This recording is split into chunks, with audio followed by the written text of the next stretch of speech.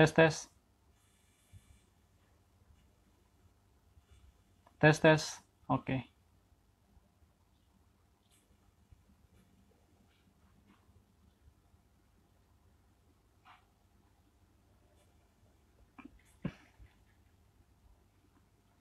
Oke, tes tes.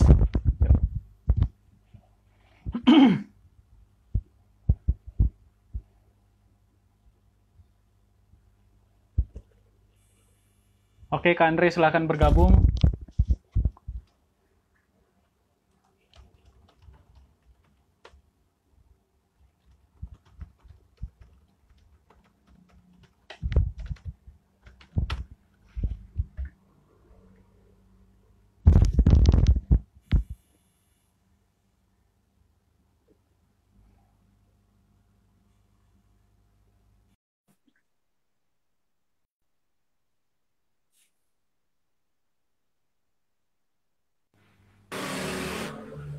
Oke, Kak. Oke, Suara saya jelas, Kak? Ya, suara saya jelas kan? sangat jelas. Sepertinya masih ada.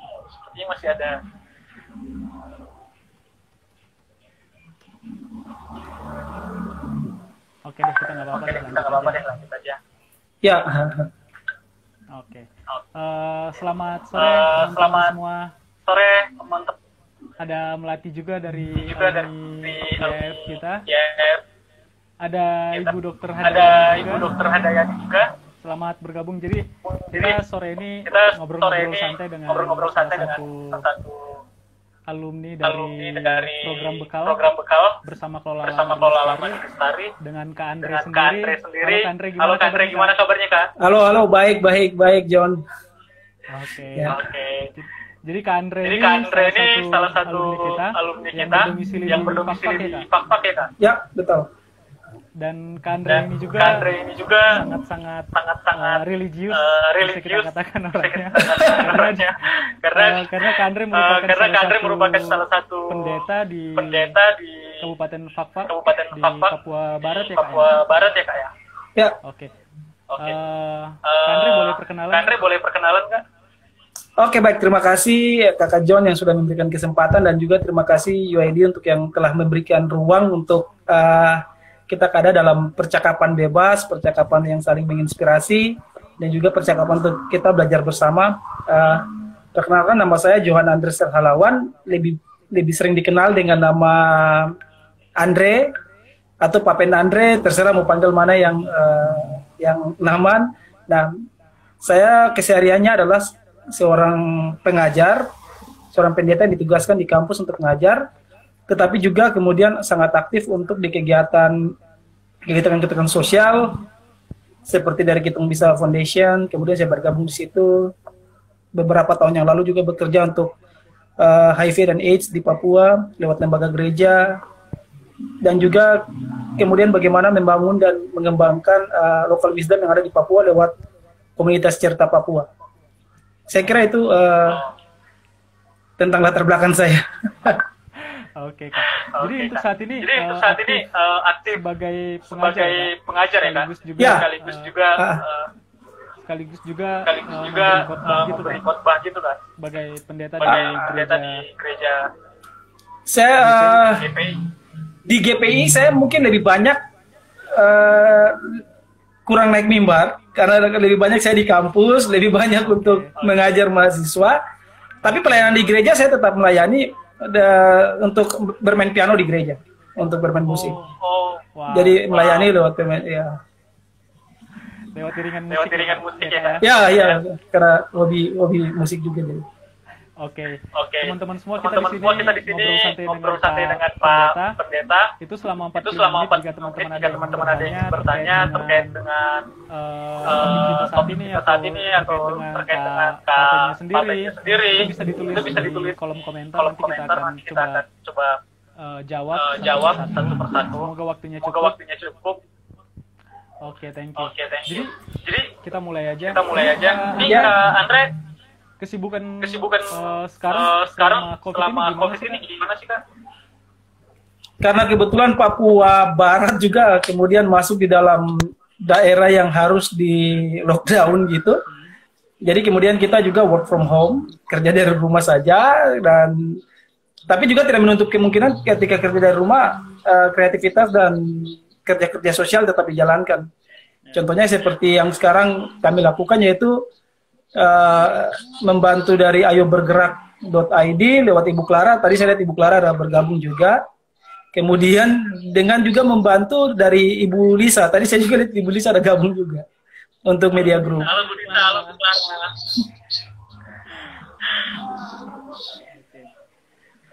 Jadi saya kira itu aktivitas saya ya. Untuk di Fapak sendiri, itu ada berapa yang positif dan ODP? Yang kasus Fapak sampai pertanggal hari ini itu dikonfirmasi bahwa sekitar 5 kasus, ada 3 kasus baru, 2 kasus lama, dan kita baru 5, dan mungkin Fapak sudah masuk dalam zona kuning juga. Yang harus diwaspada.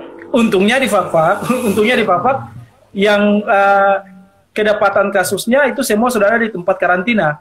Jadi ketika mereka melakukan mulai dari rapid test sampai di swab baru ketahuan. Jadi di Fapak itu kemudian gampang di isolir karena memang ada di dalam tempat karantina, jadi agak aman lah.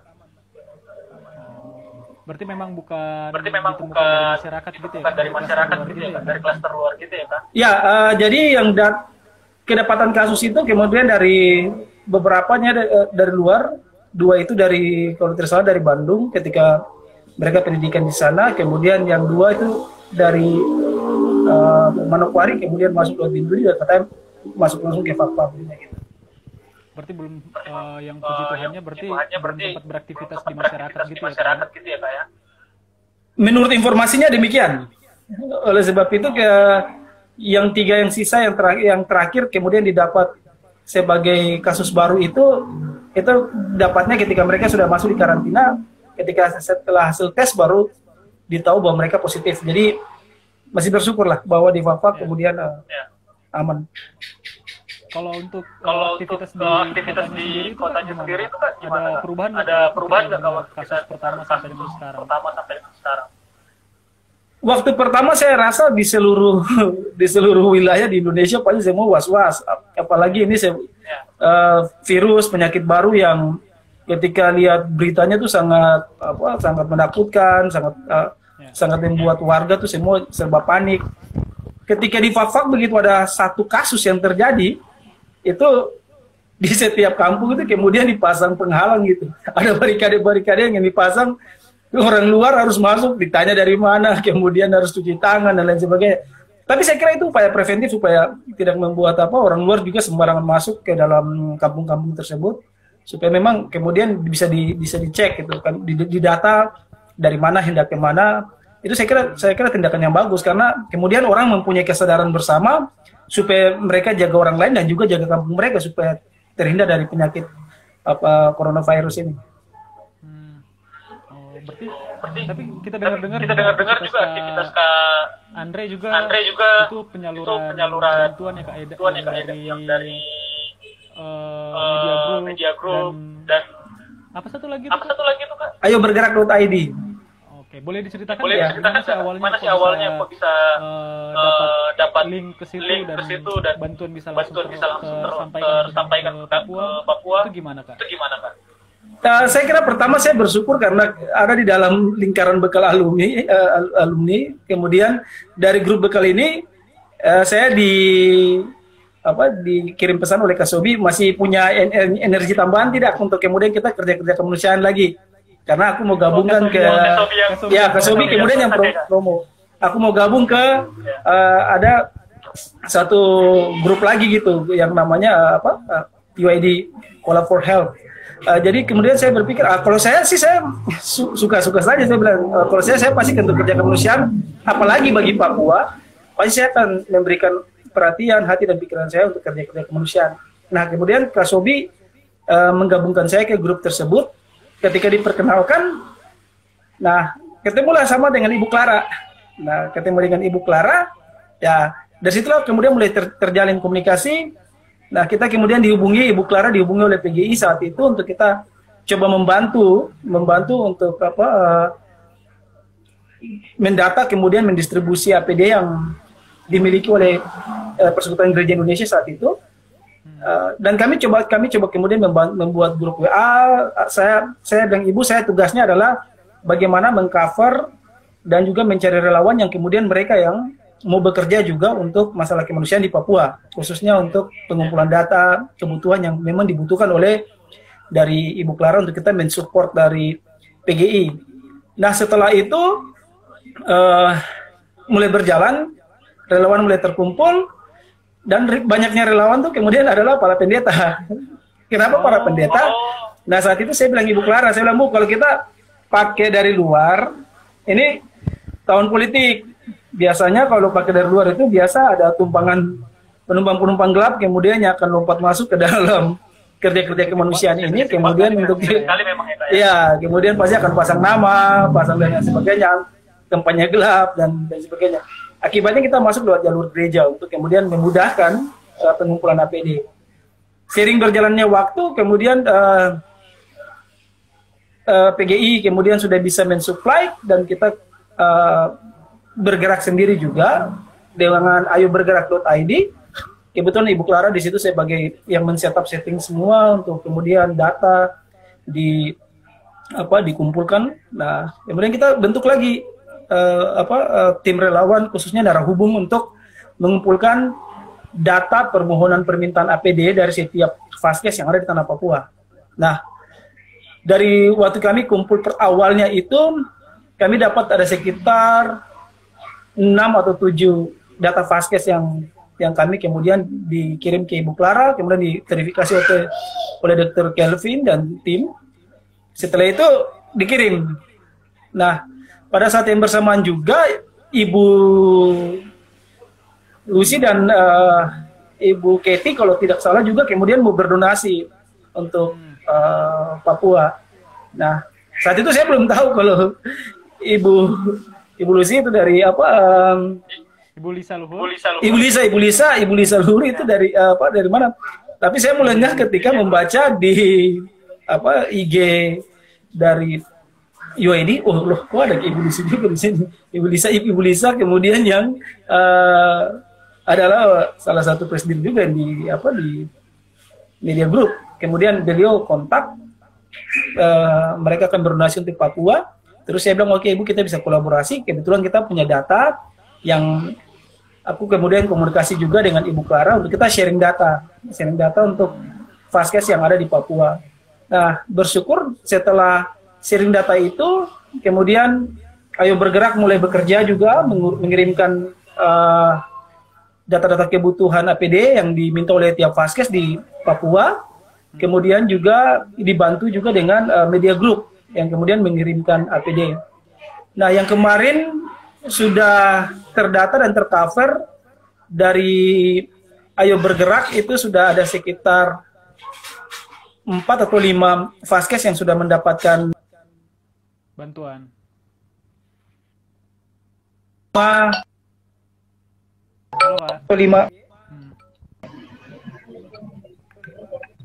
ya 4 atau 5 vaskes juga yang lain kemudian yang dibantu oleh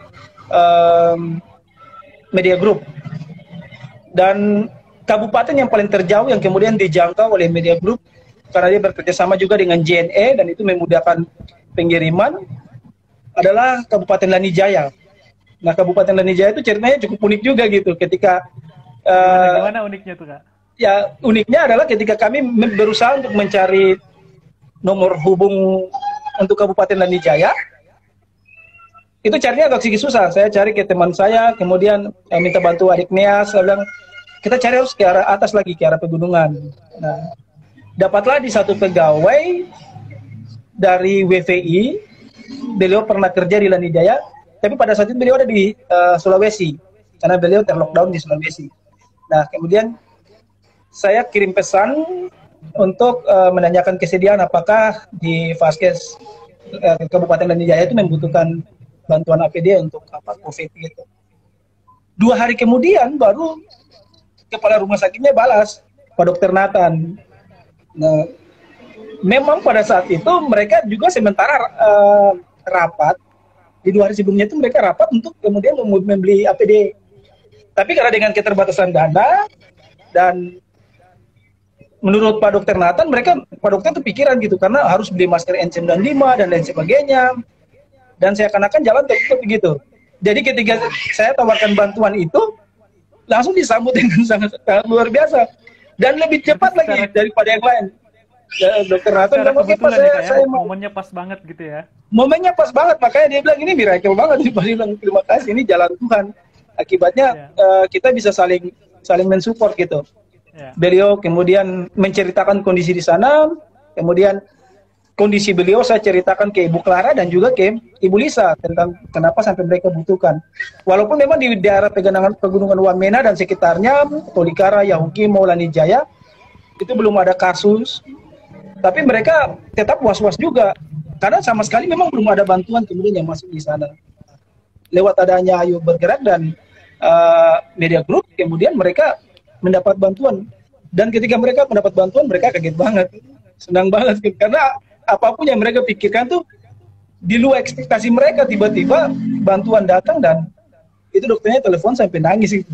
Terima kasih Pak, ini kita sudah dibantu. Saya bilang ya Pak, saya juga terima kasih karena kami hanya cuma kerja untuk kumpul data, tapi di balik kesuksesan kerja ini bukan kami seorang diri, Pak, itu ada banyak orang yang kemudian terus bekerja. Ada Ibu Clara, Ibu Lisa, teman-teman arah hubung yang kemudian terlibat untuk kemudian memberikan diri kerja kemanusiaan secara serius gitu.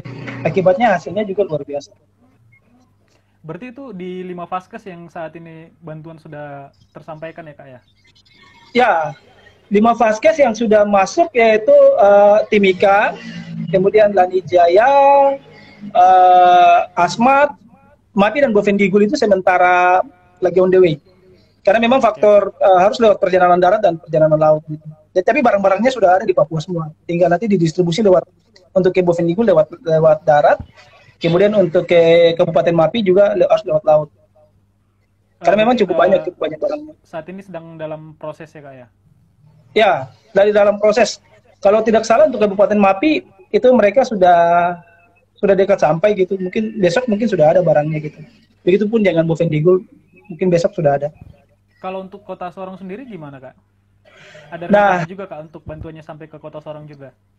Ya, tentu setiap saat kami melakukan update untuk beberapa kabupaten yang memang belum sempat mendapatkan. Nah, kebetulan kemarin pas teman telepon, nah dia baca juga ketika saya posting hasil bantuan yang sudah sampai ke vaskes-vaskes yang membutuhkan APD. Terus dia tanya, wah, kalau begitu di Sorong kita minta. Saya bilang, ya memang Raja Ampat itu kami sudah minta berapa kali. Kemudian di Sorong Kota, Sorong Kabupaten, Maibrat, kemudian Teminabuan, itu kami sudah minta juga, tapi belum ada respon. Nah, ketika kemarin saya coba tanya dengan Kepala Dinas Kesehatan di Kota Sorong, nah beliau sangat butuhkan karena memang di Sorong itu kan sudah masuk di dalam level yang merah juga karena banyak pasien di sana gitu, pasien yang terpapar dengan COVID-19 itu begitu banyak. Jadi kemudian mereka memang sangat membutuhkan. Nah kemudian saya bercakap lagi.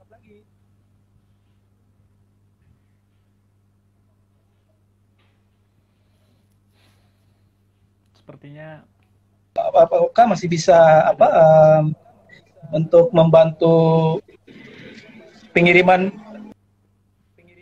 donasi APD gitu, untuk ke Papua, khususnya ke kabupaten-kabupaten yang belum dapat. Bersyukurnya mereka masih bersedia mau membantu, makanya aku sangat bersyukur bisa kerja sama dengan Ibu Clara dan juga dengan Ibu Lisa. Ini orang-orang yang hebat yang artinya memberikan hati pikiran untuk lihat orang Papua aja kayak gitu dan masyarakat yang ada di Papua. Ini kebetulan Bu Lisanya hadir nih di diskusi kita saat ini. Terima kasih Bu Lisa Luhur. Oke. Luar biasa Ibu Lisa. Oke Kak. Jadi itu sendiri untuk relawannya 100% pendeta ya Kak ya? Bisa dikatakan 80% yang darah hubung ya, darah hubung kami, yang kami masukkan ke darah hubung itu 80% ya pendeta, ada yang mahasiswa, alumni, kemudian tapi yang mereka yang kemudian memberikan hati, pikiran bekerja untuk Papua itu tetap kami coba hubungi gitu. Kenapa kami hubungi mereka? Karena mereka memang ada di tempat situ. Kayak adik Neas dan di Wamena, kita butuh data di Wamena dan sekitarnya, kontak dia. Kita butuh data dari Yahukimo, dari Tolikara, dari Lanijaya. Nah dia yang bantu gitu. Dia yang bantu menghubungkan kita. Makanya saya bilang ini kerja sukses gini bukan karena kita sendiri, karena memang banyak jejaring gitu yang kemudian ada di daerah-daerah. Apalagi Papua kan cukup besar gitu. Cukup besar sekali, jadi harus memang kita memiliki jejaring yang masuk sampai ke daerah-daerah tersebut, baru kita bisa mendapatkan apa yang kita butuhkan. Contohnya seperti nomor kontak, kemudian data kebutuhan APD apa yang mereka butuhkan. Gitu. Walaupun memang ada beberapa juga yang cuek-cuek saja sebenarnya. Walaupun sudah diminta tapi cuek. Mungkin untuk peralatan APD sama mereka di sana itu mungkin tercukupi, Kak. Makanya agak sedikit cuek gitu, Kak. Ya, katanya begitu. Karena kalau di Fafak katanya gitu, kalau di Fafak juga ini ada cerita menarik. Saya di Fafak, tapi ketika waktu ditelepon oleh Dokter Kevin untuk melakukan verifikasi data, kemudian mau dikirim, terus mereka sampaikan kayak kita punya stok APD-nya masih mencukupi. Kirimkan ke beberapa kabupaten atau vaskes yang membutuhkan. Jadi dengan demikian, kalau sudah ada konfirmasi kayak begitu, kemudian teman-teman dari Ayo Bergerak bisa mengalihkan ke beberapa daerah lain yang membutuhkan. Nah, data kemarin juga dari Ibu Lia mengkonfirmasi bahwa masih ada sisa sekian ratus masker N90 yang kemudian N95 yang kita bisa kemudian distribusi lagi. Dan ada beberapa daerah memang kita sasar untuk kemudian kita memberikan bantuan. Tadi saya katakan seperti di daerah Sorong itu ada beberapa kabupaten di situ memang sangat membutuhkan untuk APD karena memang situasinya sekarang memang di situ memang butuhkan gitu. Berarti untuk saat ini sendiri, Kak, bantuan ini udah terdistribusi ke Provinsi Papua atau hanya masih di Papua Barat yang sejauh Kak Andre ketahui, Kak? Yang paling banyak masuk justru di Provinsi Papua untuk sekarang. Oh. Yang bantuan.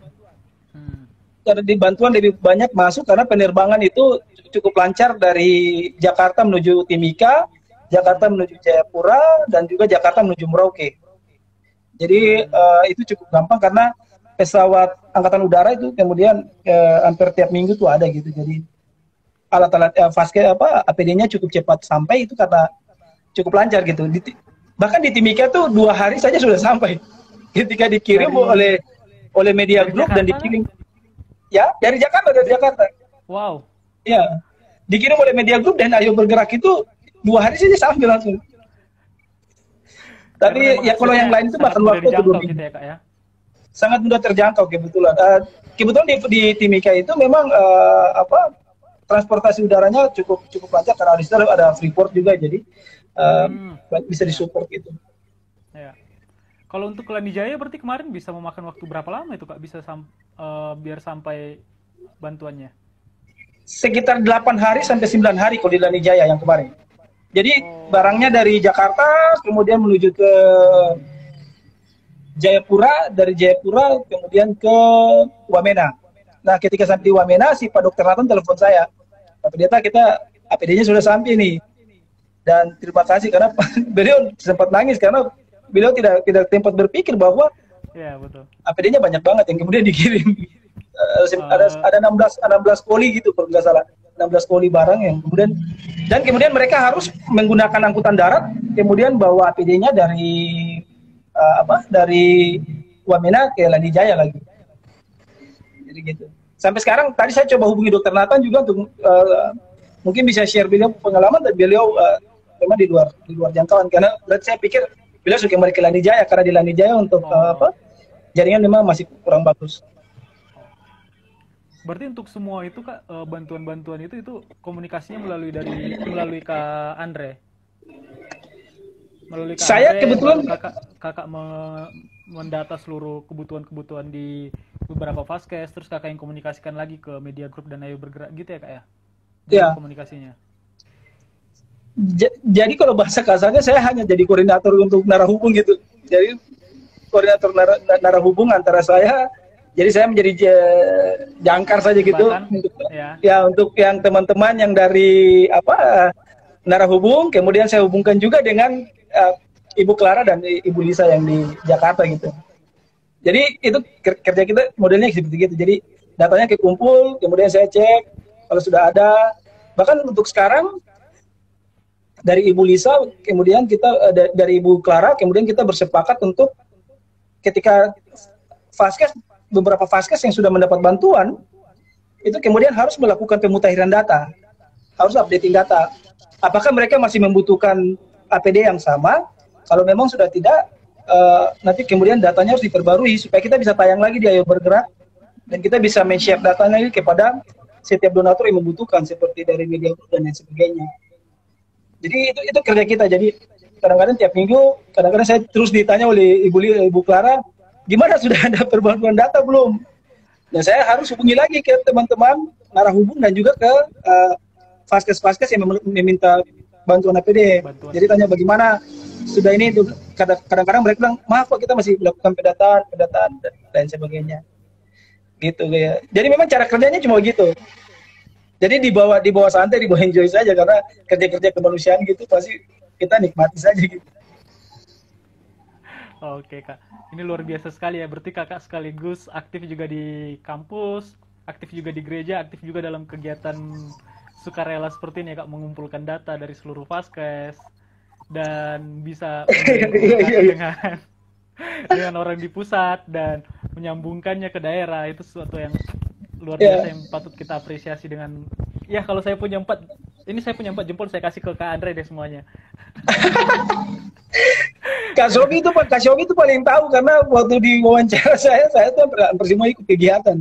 Jadi kalau cuma kerja kemanusiaan pasti saya suka gitu ya sih.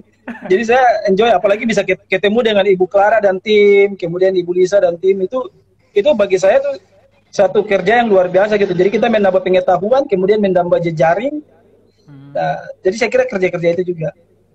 Jadi kesibukan saya selain mengumpulkan data-data Vaskes, ada satu kegiatan yang juga saya lakukan dengan saya, kakak saya juga ini alumni dari Bekal Pemimpin dari CI Fafak, yang kita juga berusaha untuk membangun ketahanan masyarakat pangan lokal di masyarakat gitu.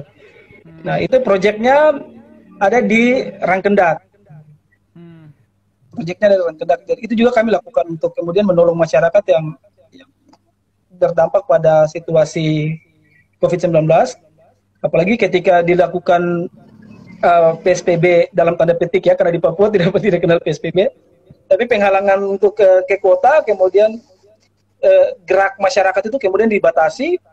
Saya pikir ini kalau kita tidak diantisipasi secara cepat, kemudian mencari donasi untuk mensupport masyarakat yang di kampung, ini pasti bahaya, karena pasti mereka akan kena dampak yang sangat luar biasa. Nah, setelah itu kemudian bangun inisiatif ini, aku bangun inisiatif dengan Kak Aki, karena teman-teman di Meranti juga mempunyai konsen dan perhatian yang sama untuk masalah ketahanan pangan lokal. Dan Kak Shobi dengan Mbak Dewi, bahkan aku juga sempat kontak dengan Kang Yoto untuk minta bantuan support, karena kita harus cari dana secara mandiri, membuat donasi supaya kemudian ada yang bisa sumbang untuk kita bisa mensupport masyarakat di kampung. Jadi saya kira itu aktivitas saya dua itu. Itu ketahanan pangan dalam bentuk apa, Kak? Boleh cerita? Jadi kita inisiatifnya adalah membuat donasi.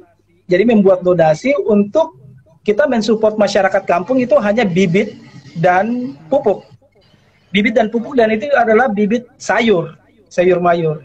Kalau seperti makan pisang, kemudian keladi, ubi-ubian, itu memang masyarakat kampung tanam. Nah, tapi yang mereka jarang tanam itu adalah sayur mayur, kacang panjang, kangkung, dan lain sebagainya. Nah, kalau mereka tidak tanam kan otomatis mereka ke kota. Kalau mereka ke kota berarti akan ke pasar. Kalau ke pasar kan berarti potensi untuk tertular tinggi. Ya. Karena jadi untuk mengantisipasi itu kemudian kita bilang daripada ke pasar ya kita cari dana, Bapak Ibu.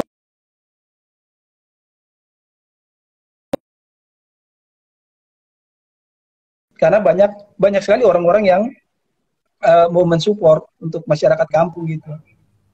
Dan mereka kemudian menanggap serius inisiatif ini. Dan beberapa orang-orang langsung bilang, oke, Pak Pendeta, kalau begitu kita mau. kita mau bikin kita punya kebun, kita mau tanam sayur. Tapi saya bilang, oke, ini dananya kita tidak kasih banyak. Ketika kita dapat donasi, saya mengumpulkan donasi itu, dapatnya hampir sekitar, yang pertama tuh 4.500.000 itu kalau tidak salah. 4.500.000. Kemudian kita, ini hanya boleh dibantu 2 juta gitu. Kenapa harus bantu 2 juta? Supaya kita juga mau memberikan pengajaran kepada mereka, dan juga mau menyadarkan petugas kampung. Karena di Papua, itu dananya sangat banyak gitu. Artinya dananya sangat banyak, tapi dana kampung itu dialokasikan untuk pembangunan infrastruktur. Pembangunan manusia, pembangunan yang lain itu kemudian mendapat porsi yang sangat kecil di dalam anggaran kampung gitu. Jadi dengan inisiatif ini kita membangun bersama-sama adalah supaya kemudian menyadarkan masyarakat bahwa oke, kalian di tengah-tengah situasi ini kita bantu, tapi setelah itu inisiatif ini harus ditangkap oleh aparat kampung, kemudian dimasukkan dalam program kampung supaya itu bisa sustainable gitu ke depan, program ini, ketahanan pangan ini. Jadi sebenarnya itu intinya dari kegiatan membangun inisiatif masyarakat kampung untuk ketahanan pangan lokal sebenarnya. Yang coba kami garap di Fakfak gitu. Jadi saya kira gitu Kak John, itu 2 kegiatan yang kami lakukan saat ini. Luar biasa Kak, luar biasa. Berarti kalau untuk aktivitas di Fakfak itu sendiri Kak, kalau Kakak perhatikan di aktivitas masyarakat itu, mereka apakah sudah menggunakan masker atau gimana Kak? Untuk aktivitas di pasar atau di jalanan dalam transportasi, bisa cerita sedikit Kak? Di beberapa tempat itu mungkin sudah luar biasa dilakukan di Papua, tapi kalau di Fakfak untuk di 1 minggu lalu tuh ada beberapa polisi, kemudian tentara, Satpol PP, mereka kemudian melakukan razia untuk menggunakan masker. Tapi itu hanya insidental gitu, jadi kadang-kadang ada, kadang-kadang tidak. Jadi masyarakat juga cuek terhadap situasi. Padahal itu artinya untuk kita mau masuk ke standar new normal kan diwajibkan, kemudian kita harus membiasakan diri untuk itu. Ya kadang-kadang juga cuek jadi. Oke Kak. Ya ini repot juga gitu. Ini Kak ada beberapa pertanyaan Kak yang sudah mulai masuk. Ya. Aku bacakan ya Kak. Ini ada pertanyaan, pengalaman berharga apa yang Kak Andre dapatkan dari aktivitas Kak Andre saat ini, dan apa pekerjaan rumah kami sebagai UID Collabs for Health untuk memobilisasi lebih banyak pembangunan kepercayaan dan masa depan yang lebih baik. Ini pertanyaan. Mungkin apa sih pengalaman berharga yang Kakak dapatkan Kak selama masa pandemi ini, dan aktivitas yang Kakak lakukan untuk membangun komunikasi dan menyalurkan bantuannya Kak? Saya kira yang pertama pengalaman yang saya dapat yaitu jejaring. Yang pasti pengalaman luar biasa itu pengalaman jejaring, karena bisa bekerja dengan orang-orang yang hebat, bisa mengetahui siapa mereka dan kemudian bagaimana cara kerja mereka. Yang kedua adalah pengetahuan dan insight yang kemudian mereka kasih. Dengan Ibu Clara tuh luar biasa, sampai bagaimana cara men-setup sampai dan lain sebagainya. Itu saya belajar banyak juga dari Ibu Clara. Oh, jadi curi-curi ilmu lah ketika kerja, kemudian dapat ilmu tambahan dari Ibu Clara. Dari Ibu Lisa yang saya pelajari adalah ketulusan hati untuk membantu, itu luar biasa.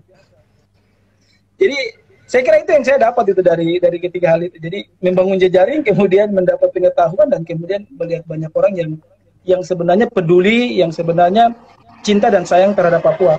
Apalagi banyak teman-teman yang kemudian masuk, yang kemudian sekarang lagi gitu. Ini UID kemudian membuat satu grup lagi, itu Collab for Hope untuk Papua. Ini saya kira orang-orang yang sangat luar biasa gitu. Jadi kemudian saya melihat dari sisi yang lain, saya rupanya banyak sekali orang-orang besar, orang-orang yang hebat, yang sebenarnya kalau mereka berpikir bahwa mereka sudah nyaman pada posisi mereka, tetapi mereka masih mau mencurahkan hati, pikiran, kemudian mencurahkan pengalaman mereka, pengetahuan mereka untuk bagaimana mensupport teman-teman yang ada untuk Papua.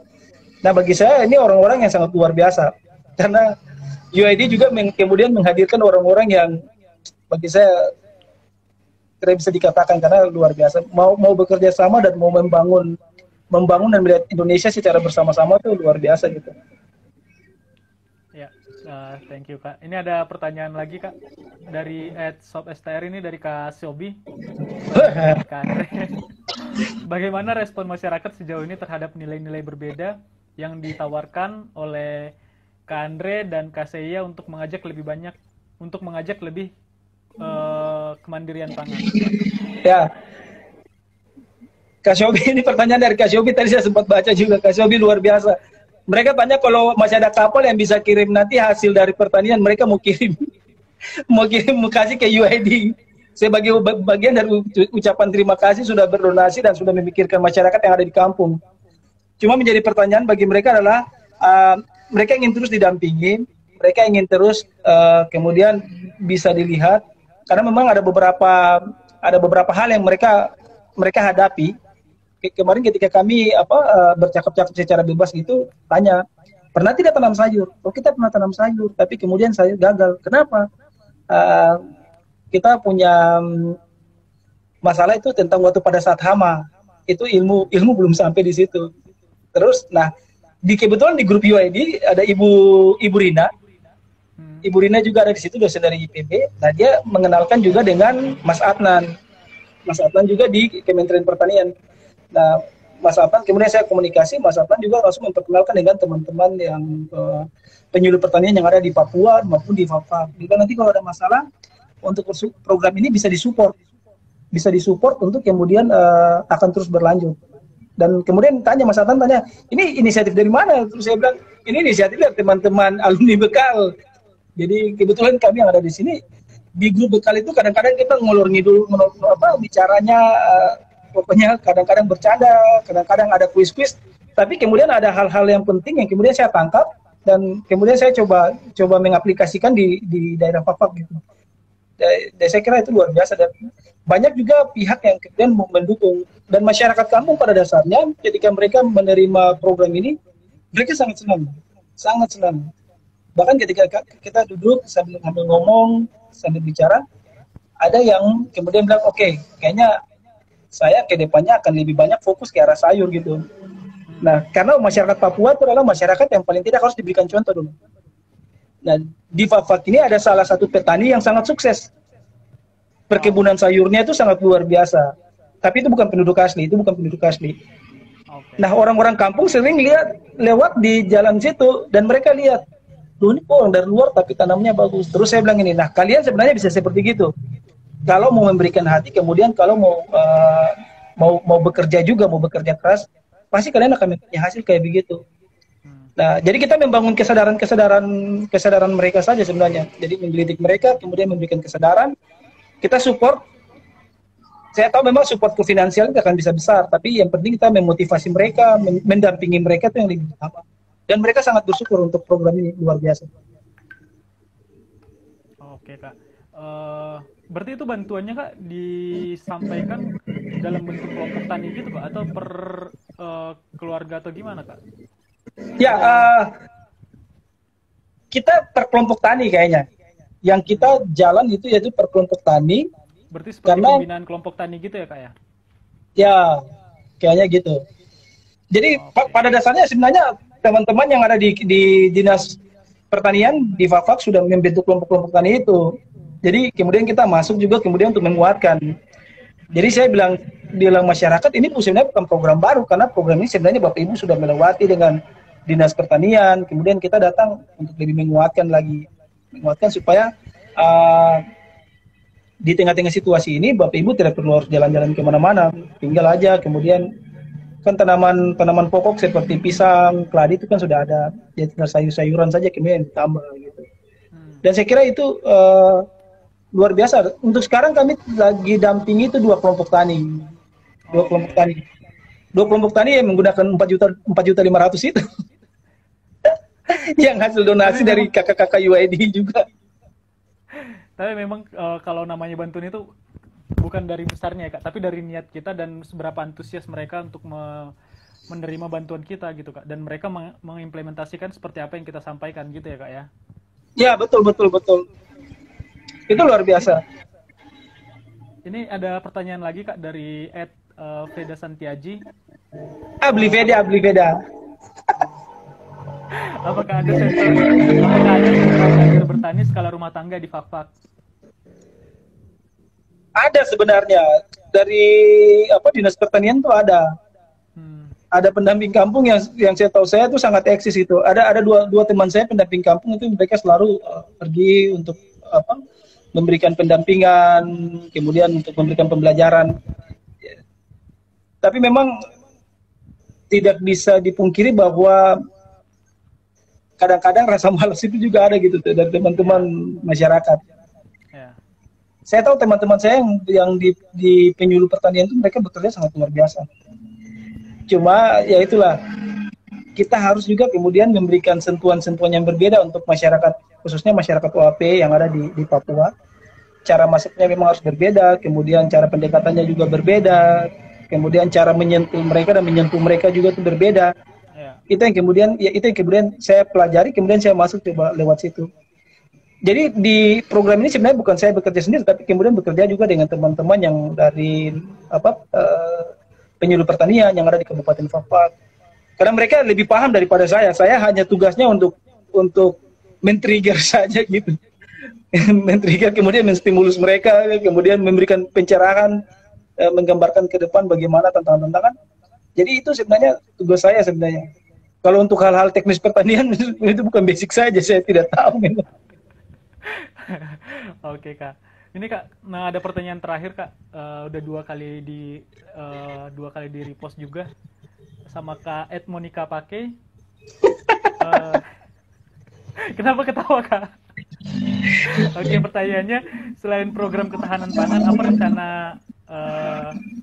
Kak Andre ke depan khusus di wilayah Papua dalam masa pandemi saat ini?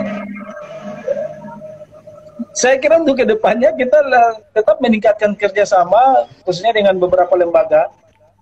Kalau sekarang ada 2 program yang sementara kami jalani, yaitu ketahanan pangan lokal, kemudian support untuk data APD. Saya kira itu yang tetap akan kita lakukan sampai benar-benar nanti masa pandemi ini selesai gitu. Karena kita nggak tahu skenario-nya kapan akan selesai. Tapi kerja-kerja kemanusiaan itu tetap kita akan tetap support. Karena bagi saya beberapa daerah itu memang sama sekali memang masih mereka sangat membutuhkan. Kalau di grup UID kita bisa lihat itu sangat ramai, tadi teman-teman juga menceritakan soal kondisi di Jayapura, teman-teman yang di Jayapura itu mereka memang sangat membutuhkan sekali karena memang kondisi di sana itu lebih parah daripada kondisi yang ada di Fafak. Kondisi di Fafak itu cukup baik, tapi saya tahu teman-teman Pak Columbus dan teman-teman yang ada di Jayapura itu mereka yang memang membutuhkan support yang harus ada atensi lebih yang memang harus kita berikan ke sana juga, karena dampak di Jayapura dengan kasus coronavirus ini kan cukup tinggi yang di Jayapura. Kalau di Fafak ini kan hanya cuma 5 kasus. Jadi saya kira tetap kita akan lakukan kerja-kerja kemanusiaan itu terus menginspirasi dan kemudian memberikan pemahaman, kemudian membantu juga teman-teman dari Ayo Bergerak, Ibu Clara, juga Ibu Lisa dan semuanya gitu. Oke Kak. Ini karena kita udah masuk di menit-menit akhir di sesi kita saat ini, dari Kak Andre sendiri Kak, boleh disampaikan Kak apa closing statement dari Kakak untuk kita semua dan untuk yang menonton dan untuk yang akan menonton di hasil recordnya live kita saat ini Kak? Ya, saya kira closing statement saya kerja kemanusiaan saja, tanpa harus memang berpikir bahwa saya akan dapat apa dari situ. Saya kira ketika kita kerja dengan tulus, dengan ikhlas, maka pasti Tuhan akan membuka jalan, akan mempertemukan dengan orang-orang yang sangat luar biasa, orang-orang yang juga memiliki passion yang sama, memiliki atensi yang sama, memiliki kepedulian kemanusiaan yang sama, yang kemudian akan membantu kita. Jadi di tengah-tengah situasi ini tidak perlu harus takut gitu. Karena support akan begitu banyak datang. Saya mungkin bisa cuplik dari sebuah SMS yang dikirim oleh Pak Dr. Nathan gitu. Bahwa dia bilang di tengah ketakutan dia, dana yang sudah sedikit untuk membeli APD, tiba-tiba ada berkat Tuhan yang mengalir. Dia bilang ya itu kekuatan doa, kemudian kekuatan kerjasama, itu akan mempertemukan dengan orang-orang yang sangat luar biasa. Dan saya kira itu menjadi kekuatan saya ketika bekerja gitu. Jadi kita harus berpikir kita akan dapat apa dari situ. Bertemu dengan orang yang luar biasa itu saya lebih berharga daripada diukur dengan uang gitu. Apalagi bisa ketemu dengan Ibu Clara, kemudian ketemu dengan Ibu Lisa, ketemu dengan Bli Veda, kemudian Mbak Mita, Kasobi, itu orang-orang yang luar biasa yang kemudian memberikan atensi untuk pembangunan di tanah Papua itu. Bagi saya itu nilainya lebih mahal daripada uang. Oke Kak, ini terima kasih banyak Kak. Begitu luar biasa apa yang semua Kak Andre sampaikan, sangat menginspirasi saya pribadi dan semoga teman-teman yang menonton juga saat ini terinspirasi. Memang nggak ada yang bisa kita, kalau memang nggak ada yang bisa kita bantu dengan uang, nggak ada yang kita bisa bantu dengan barang, tapi cukup kita bantu dengan doa, itu udah sebuah bantuan yang sangat luar biasa. Ya, exactly. Ya. Itu kunci yang paling luar biasa.